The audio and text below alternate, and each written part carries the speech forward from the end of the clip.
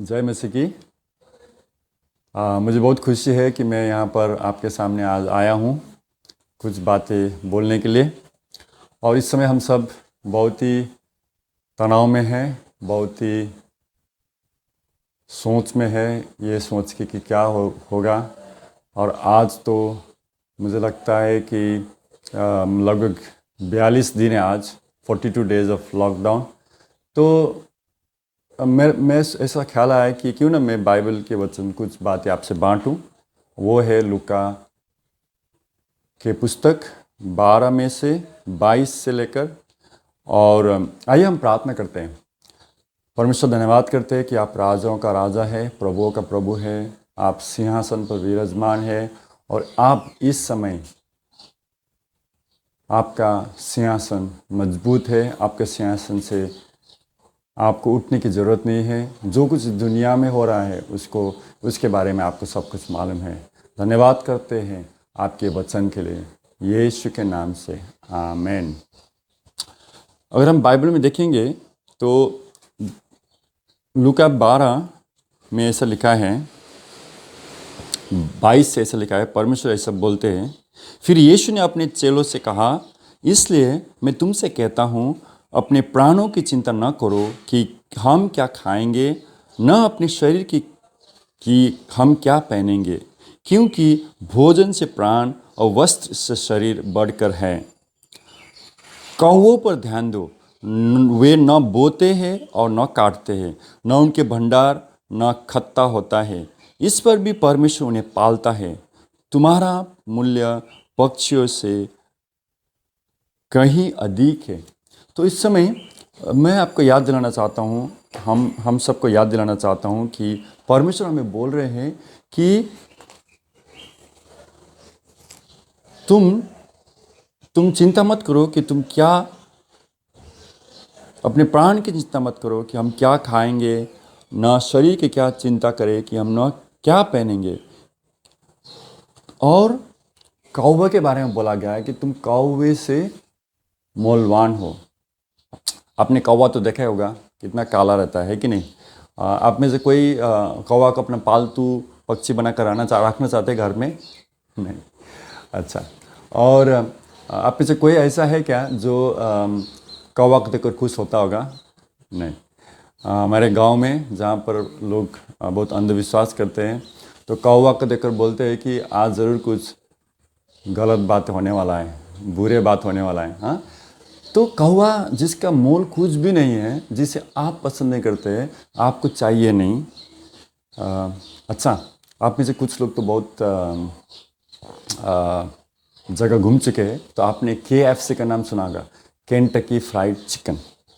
हाँ, Kentucky fried chicken बहुत मस्त रहता है चिकन के साथ। लेकिन क्या आपने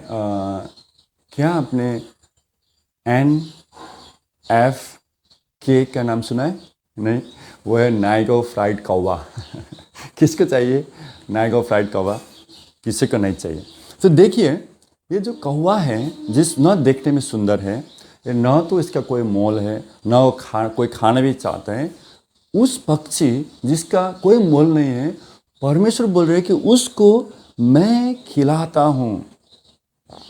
परमेश्वर बोल रहे हैं कि मैं उसे खिलाता हूँ। कौवे पर ध्यान दो, न वो बोते हैं न काटते हैं, न उनके भंडार न खत्ता होता है, इस पर भी परमेश्वर उन्हें पालता है। तुम्हारा मूल्य कौवों से अधिक है। क्या आप दूसरे को बोल सकते? तुम्हारा मूल्य कौवे से अधिक है। तुम्हारा मूल्य कौवे से अधिक है। तो आपका मूल्य परमेश्वर बोल रहे हैं कि कौवे से अधिक है। मैंने ऐसे सुनने में आया है, मैंने गूगल करके देखा कि दुनिया के जितने लोग हैं, आदमी लोग हैं, और उनके जितने भी पशु पक्षी है, लाइक मान लीजिए गाय, भैंस, भेड़, बकरी, सुअर, जो भी है, घोड़े जब भी है, वो सबको अगर हम इकट्ठा करेंगे तो 8% है पूरे दुनिया में जितने प्राणी है उसके वजन लेंगे, और जो वजन आदमी और उनके पशु पक्षियों का लेंगे, तो उसका जो है वजन है खाली 8% है, और दूसरे बाहर 82% जो है वो दूसरे है। और परमेश्वर उन्हें पालते हैं। अगर परमेश्वर 82% पशु पक्षियों को पाल सकते तो आपका वजन क्या है? 82 भी होगा ना, कोई बात नहीं, परमेश्वर आपको पालेंगे, परमेश्वर आपको पालेंगे। 24 में लिखा है, 24 में लिखा है, इस तुम्हारा मूल्य पक्षियों से अधिक है। और हम बोलेंगे हमारा मूल्य क्या है, तो आइए हम देखेंगे अपना पुस्तक बाइबल में लिखेंगे 1 पत्रस 1 का 18 में पढ़ेंगे पहले।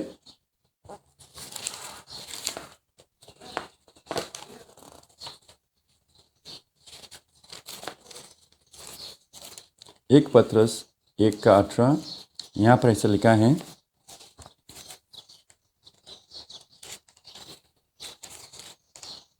तुम जानते हो कि तुम्हारा निकम्मा चाल चलन जो पूर्वज से आता है, उससे तुम्हारा उद्धार चांदी सोने अर्थात नाशवान वस्तु के द्वारा नहीं हुआ। तुम्हारा उद्धार चांदी या सोने नाशवान वस्तु के द्वारा नहीं हुआ, पर निर्दोष और निष्कलंक मेमने अर्थात मसीह के बहुमूल्य लहू के द्वारा हुआ। तो बाइबल में ऐसा लिखा है कि आपका बचाया जाना परमेश्वर ने अपने पुत्र के द्वारा किया। आप कितने मौलवान हैं, आप कितने मौलवान हैं, सोने से नहीं, चांदी से नहीं, लेकिन यीशु के निष्कलंक लहू से आपका उद्धार हुआ है। वही नहीं, अगर हम बस पहला पत्रस के थोड़ा आगे 2:9 में पढ़ेंगे तो वहाँ पर क्या लिखा है कि आप कौन हैं। वहाँ पर क्या लिखा है 2:9 में, ऐसा लिखा है, देखिए, पहला पत्रस 2:9 में ऐसा लिखा है, पर तुम एक चुना हुआ वंश, आप एक चुना हुआ वंश है, राजपदिकारी, याजकों का समाज, पवित्र लोग और परमेश्वर की निज प्रजा हो। परमेश्वर ने तुम्हें अंधकार से निकालकर अपनी अद्भुत ज्योति में बुलाया है, उसके गुण प्रकट करो। तुम पहले तो कुछ भी नहीं थे, पर अब परमेश्वर की प्रजा हो। पहले तुम पर दया नहीं हुई थी, पर अब तुम पर दया हुई है। तो यहाँ पर लिखे है पवित्र लोग और परमेश्वर के निज प्रजा। बाइबल में ऐसा अंग्रेजी में लिखा है गॉड स्पेशल पीपल, परमेश्वर के निजी लोग, परमेश्वर के विशेष लोग। आप परमेश्वर के विशेष लोग हैं। आप कितने मौलवान हैं, आप परमेश्वर के विशेष लोग हैं। हम आगे जाते हैं तो सबसे पहली बात है, आप चिंता मत करें, क्योंकि आपका प्राण भोजन से बढ़कर, आपके शरीर कपड़े से बढ़कर है, और परमेश्वर आपका ख्याल रखते हैं। परमेश्वर, आप मौलवान है परमेश्वर में, और परमेश्वर आपका देखभाल करेंगे। और आगे पढ़ेंगे 25 में क्या लिखा है, अगेन लूका के 12:25 में देखेंगे, तुम में से ऐसे कौन है जो चिंता करने से अपनी अवस्था में एक घड़ी भी बढ़ा सकते हैं। इसलिए यदि तुम सबसे छोटा काम भी नहीं कर सकते हो, तो और बातों के लिए क्यों चिंता करते हो। क्या आप चिंता करके अपने कद को बढ़ा सकते, अपने अवस्था में एक घड़ी भी बढ़ा सकते हैं। क्या अपने आयु में एक घड़ी बढ़ा सकते हैं, अपने जीवन में एक घड़ी बढ़ा सकते नहीं। मुझे ऐसा सुनने में आया है, अगर हम चिंता करेंगे तो जो एक घड़ी है वो कम हो सकता है, बढ़ नहीं सकता है। दूसरी जगह का बाइबल में ऐसा भी लिखा है कि क्या तुम चिंता करने से अपने जो कद में 1 इंच बढ़ा सकते हो। नहीं, क्यों, शायद घटाएंगे ही। चिंता करेंगे तो थोड़ा ऐसा रहेंगे तो फिर घटेगा ही ना। और कुछ जगह पर ऐसा ही लिखा है कि क्या तुम चिंता करने से अपने सफ़ेद बाल काला कर सकते हो। नहीं, अगर ज़्यादा चिंता करेंगे तो और सफ़ेद हो जाएगा। हाँ, पहले मैं सोचता था, अरे सफ़ेद बाल बहुत है, काले बाल के लिए परमेश्वर का धन्यवाद देता। फिर धीरे धीरे ज़्यादा सफ़ेद बाल हो गया, अभी बाल के लिए धन्यवाद देता हूँ, क्योंकि अभी मेरा बाल झड़ रहे हैं और मेरा चेहरा बहुत बड़ा हो चुका है। शोभा बहन, जो पास्टर श्री कुमार वसाई के थे, उनकी पत्नी ने एक दिन मुझे बोला, नरेन तुम्हारा चेहरा ना तो बहुत बड़ा धोने के लिए। अभी मैं खुश हूँ, कम से कम चेहरा तो है, सर तो है। तो छोटी सी बात हम नहीं कर सकते, अपने अवस्था में एक घड़ी नहीं बढ़ा सकते, अपने कद में 1 इंच नहीं बढ़ा सकते, अपने सफ़ेद बाल को काला नहीं कर सकते, जो बाल सबसे छोटा हिस्सा है। तो फिर चिंता क्यों करते, क्यों चिंता करते हैं? चिंता मत कीजिए, इसका इसलिए भी कि क्योंकि परमेश्वर आपकी चिंता करते हैं। परमेश्वर आपके चिंता करते हैं। कभी क्यों हम चिंता करते हैं, तो किस बात की चिंता करते हैं? भविष्य के बारे में। हो सकता है वो बातें हुई हो भी ना, उसके बारे में हम चिंता करते हैं। हम सोचते हैं कि मेरा काम छूट जाएगा, शायद नहीं छूटे। हम सोचते हैं मेरे बच्चे को ऐसा हो जाएगा, ऐसा नहीं, शायद नहीं हो। और हम बीते हुए भूतकाल के बारे में चिंता करते हैं। भूतकाल के बारे में चिंता क्यों करना, वो चला गया ना, अभी कुछ कर सकते हैं नहीं ना। ये बोल के कि मुझे उस स्कूल में जाना था, मुझे उससे शादी करना था, सॉरी हाँ, जैसे मजाक कर रहा है, ऐसा हम सोचते हैं। चिंता करने से कुछ फ़ायदा होगा नहीं, तो फिर चिंता क्यों करने का? ऐसा चिंता मत कीजिए, ऐसा बाइबल में लिखा है। आगे हम देखते हैं कि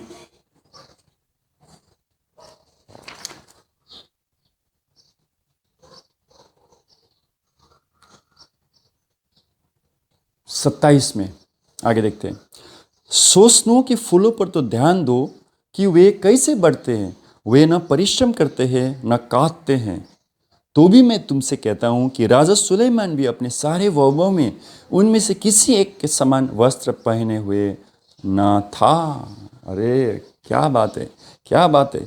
देखिए कितने सुंदर वचन लिखा हुआ है यहाँ पर लिखा हुआ है कि सोचनों के फूल पर ध्यान दो, न परिश्रम करते न काटते हैं। वो फूल है, हाँ, परिश्रम क्या करेंगे, है ना?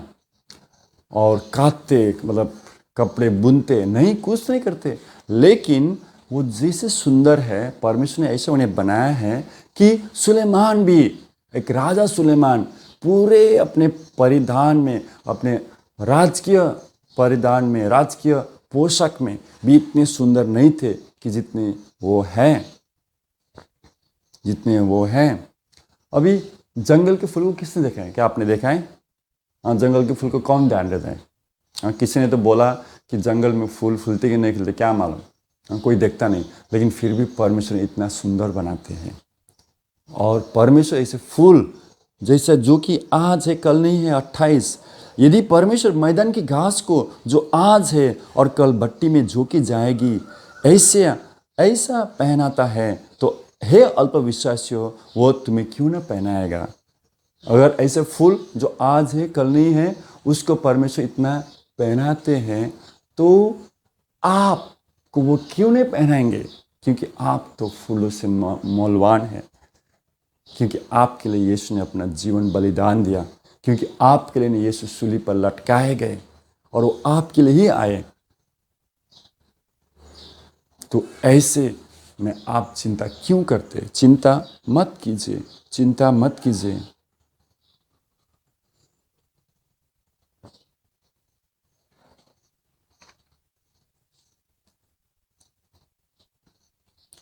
तो अभी हमें चिंता करने की बात नहीं है कि हमें क्या खाना है, क्या पहनना है, क्योंकि परमेश्वर उसका देखभाल करेंगे। और अगर कौवे को खिला सकते हैं तो ज़रूर हमें खिला सकते हैं।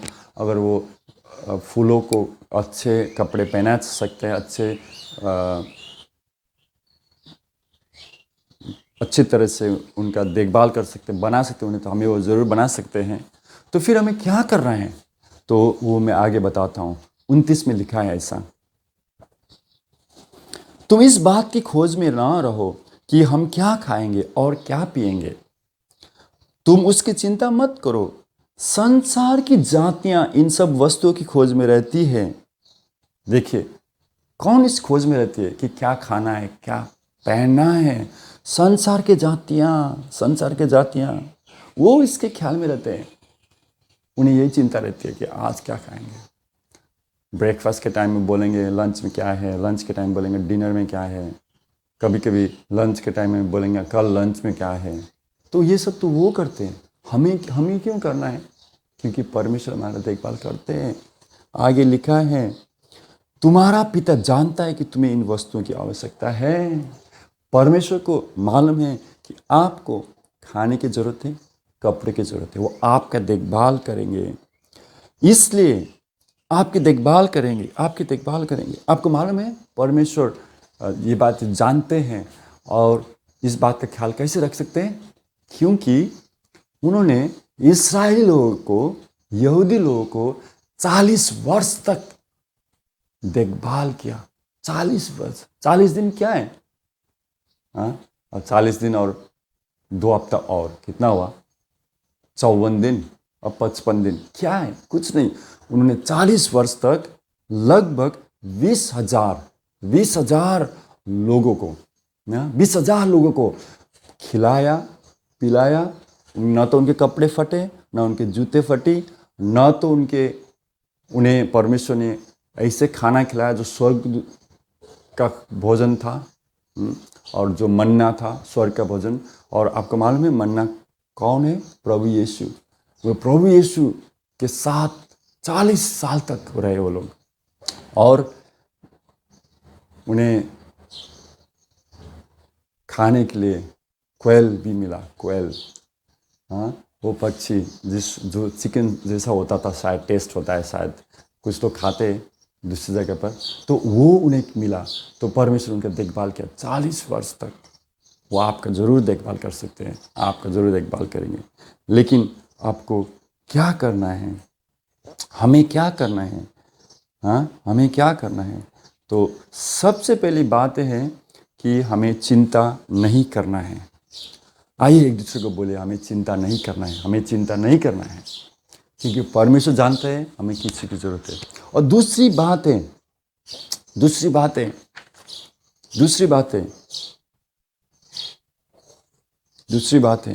परमेश्वर ऐसा बोलते हैं भजन संहिता का 50 में परमेश्वर ऐसा बोलते हैं, और वो ये है 50:10-11 में,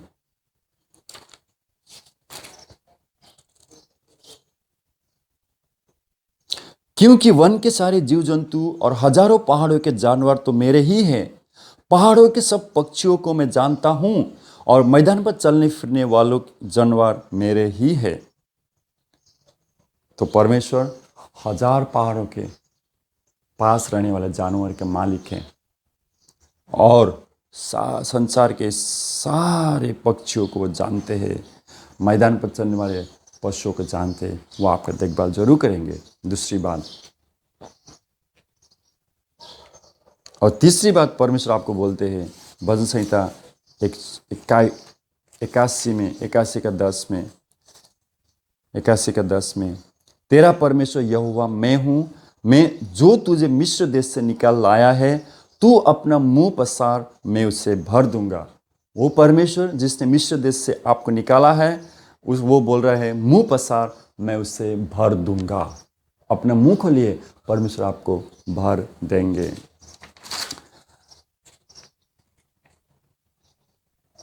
तो अंत में मैं एक ही बात बोलना चाहता हूँ 31 में, इसलिए परमेश्वर की राज के खोजी में रहो, तो ये वस्तुएं भी तुम्हें मिल जाएगी। इसलिए उसके राज की खोजी में रहो, तो ये सब वस्तु भी तुम्हें मिल जाएगी। इसलिए इन सब बातों की चिंता मत कीजिए, लेकिन परमेश्वर के राज की खोजी में रहिए, आपको सब कुछ मिल जाएगी। हे छोटे झुंड, मत डर, क्योंकि तुम्हारे पिता को यह पसंद आया है कि वो तुम्हें राज्य दे। 32 में लिखा है। डरिए मत, घबराइए मत, परमेश्वर आपके साथ है। चिंता मत कीजिए, क्योंकि परमेश्वर को मालूम है आप किस चीज़ की ज़रूरत है। लेकिन उनकी राज की खोजी कीजिए, और आपको सब कुछ परमेश्वर देंगे, और उनकी इच्छा है आपको राज देने के लिए। ये छोटे झुंड, डर मत, क्योंकि परमेश्वर की इच्छा है कि राज तुझे दे दे। आमीन। आइए हम छोटी सी प्रार्थना करते हैं। परमेश्वर पिता, धन्यवाद करते हैं इस समय मेरे भाइयों बहनों के लिए। मैं इन पर आपका आशीष रहे। इनके हर एक चिंता को निकाल दीजिए। पढ़ाई की चिंता, नौकरी की चिंता, कमाने की चिंता, खाने की चिंता, कपड़े की चिंता निकाल दीजिए। उसके बदले आपकी बातों से इन्हें भर दीजिए, उन बातों से बड़े जो आपकी तरफ है। आपके राज की खोजी करने के लिए हमें मदद कीजिए परमेश्वर। हम आपके राज के पीछे चलेंगे तो ये सब कुछ हमें मिल जाएगा। हमारे जीवन पर, हमारे घरों में आपका आशीष रहे। प्रार्थना करते हैं यीशु के नाम से, आमीन।